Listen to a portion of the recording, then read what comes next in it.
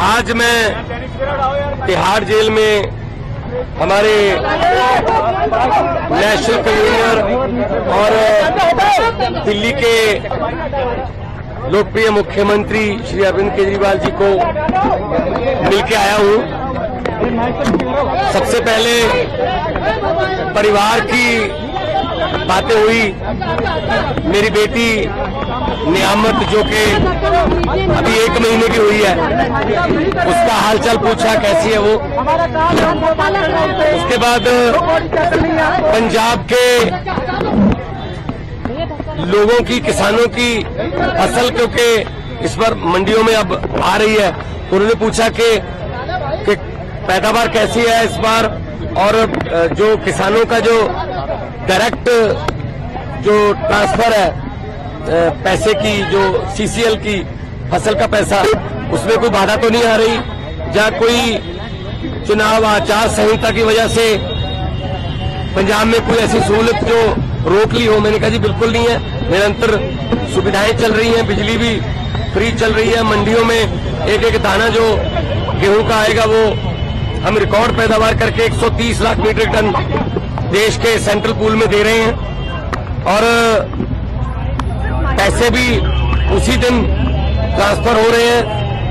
और जो हाड़ी बोलते हैं पंजाबी में इसको, तो ये गेहूं का सीजन जो है वो अभी चरम सीमा पे है। 2-4 दिन में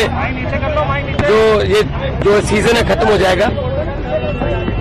और सबसे बड़ी बात जो आज मैं आपको बतानी चाहता हूं, जब मैं अरविंद केजरीवाल जी को बताई कि आज ही रिजल्ट आए हैं, पंजाब में सरकारी स्कूल के 158 बच्चों ने 158 सरकारी स्कूलों के 158 बच्चों ने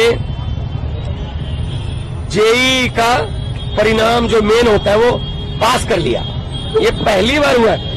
इस पर अरविंद केजरीवाल जी बहुत खुश हुए और उन्होंने कहा यही शिक्षा क्रांति हमारे सपनों में थी। उन्होंने कहा कि मेरी तरफ से सभी सरकारी अध्यापकों को और जो 158 बच्चे जिन्होंने जेईई क्लियर किया, उनके माता पिता को, उनके पेरेंट्स को मेरी तरफ से बधाई देना।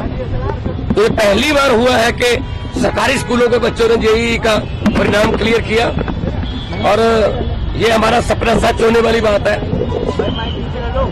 और उन्होंने दिल्ली के बारे में और देश के बारे में पूछा।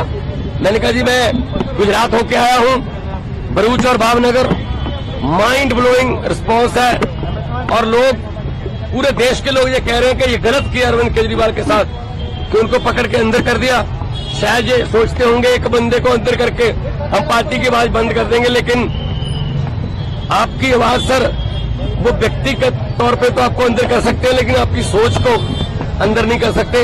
तो हम असम में भी गया, उन्होंने मुझे कहा कि दिल्ली भी आना, और दिल्ली के जो प्रचारक हैं उनको पंजाब में भी लेके जाना है, और कहीं भी इंडिया गठबंधन का कोई, हमारा पार्टी का कोई नेता, अगर वो असम हो, चाहे वो गुजरात हो, चाहे वो महाराष्ट्र हो, चाहे वो यूपी हो, बिहार हो, कहीं भी वो बुलाए, हमने जाना है।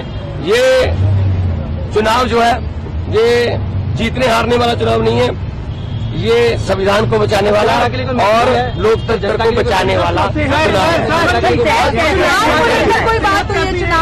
सेहत उनकी ठीक है, वो कह रहे हैं कि मुझे इंश्योरेंस मिल रही है, और अब मेरा रूटीन में चेकअप भी हो रहा है, तो सेहत उनकी बिल्कुल ठीक है। एक इम्पोर्टेंट सवाल ने ये कहा है कि अगर उनकी जान को खतरा है, जेल तो आप ही के अधीन आती है, लेकिन फिर भी अगर मुझ पर शिकायत आएगी तो हम देखेंगे, क्योंकि पिछली बार आपने कहा था कि आतंकवादियों से भी बुरा सलूक अरविंद केजरीवाल के साथ किया जा रहा है। नहीं, मीटिंग तो आज भी मेरी उसी तरीके से हुई है। शीशा, दोनों तरफ जालियां और इंटरकॉम फोन, मीटिंग तो उसी तरीके से हुई है। ये इन्होंने शायद ये मन में धार रखा है कि हम सीधा नहीं मिलने देंगे, ये इनकी मर्जी हो सकती है या इनकी नफरत की इंतहा हो सकती है, लेकिन इतना मैं बताना चाहता हूं कि अरविंद केजरीवाल जी की जो सोच है, अरविंद केजरीवाल जी ने जो अंदर से मुझे संदेश दिया वो यही दिया कि लोगों को ये बता देना मेरी फिक्र मत करना, लेकिन वोट जरूर डालना और लोकतंत्र और संविधान को बचाने के लिए वोट डालना, तानाशाही जो आ चुकी है देश में उसको खत्म करने के लिए वोट डालना। सर जल्दी राघव चड्ढा भी कैंपेन करते नजर आएंगे? बिल्कुल आएंगे। हमारे सारे नेता जो है वो हमारे सभी नेता अपनी अपनी जिम्मेदारी लगे हुए हैं। 11 खेलते हैं, बाकी कोचिंग स्टाफ में होते हैं, कुछ नेट में बॉलिंग करते हैं, कुछ नेट में बैटिंग करते हैं, 4 एक्स्ट्रा प्लेयर होते हैं। तो हमारा एक संगठन है, तो जिसकी ड्यूटी जहां भी लगेगी हम वहां जाएंगे और 4 जून को आम आदमी पार्टी भारत की एक बहुत बड़ी शक्तिशाली राजनीतिक शक्ति बन के उभरेगी।